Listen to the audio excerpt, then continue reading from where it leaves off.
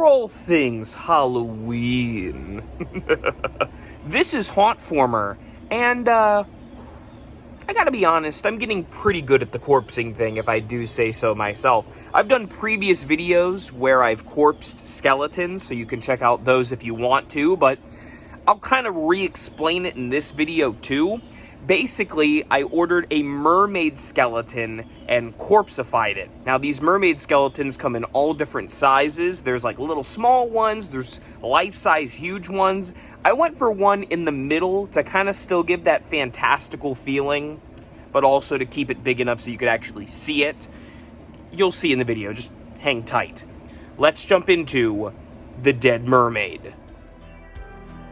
So to do this build, you're only really going to need 5 things, and the first of which is a mermaid skeleton. Now, as I mentioned in the intro, there are a bunch of different variety and types of mermaid skeletons on the market nowadays, which makes this build very customizable. You can change the look of this mermaid quite a bit, actually. There are mermaid skeletons that are a couple of inches to life-size human figures. I went with one that was a bit in the middle, and I think it'll add to the kind of ludicrous element of this build that I wanted to incorporate. So, you're going to need the skeleton, obviously. Secondly, you are going to need some kind of plastic sheeting and a heat gun. That makes 2 and 3. If you've never corpsed before, essentially the idea is you wrap the skeleton in this plastic coat, and then you use the heat gun to melt the plastic onto the skeleton, essentially making a loose-fitting skin that will wrap around the entirety of the body. It actually turns out pretty good, and the cool thing is you'll never get the same results twice, so just keep melting away. Yes, the skeleton may melt a bit, but honestly, that's a part of the fun. Just be careful because, well, obviously, as the name would suggest, the heat gun and the plastic itself does get and do get very, very hot.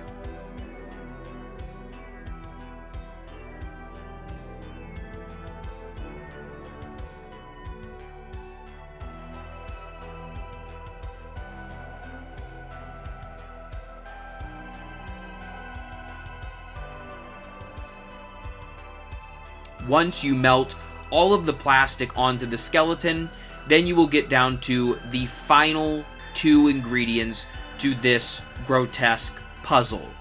You are going to need wood stain and a brush to apply the wood stain. Now, the brush should be pretty self-explanatory, just a cheapo brush.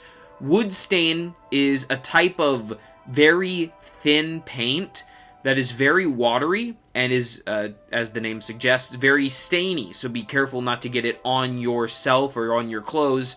Preferably wear something that you don't mind getting, dirty or stained.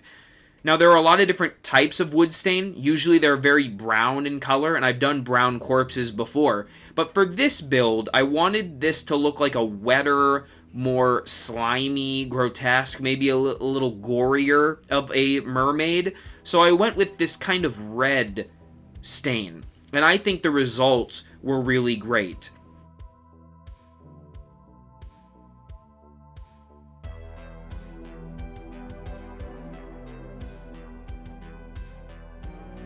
The final step, which sometimes is the hardest, is the waiting process. You need to wait for this to dry.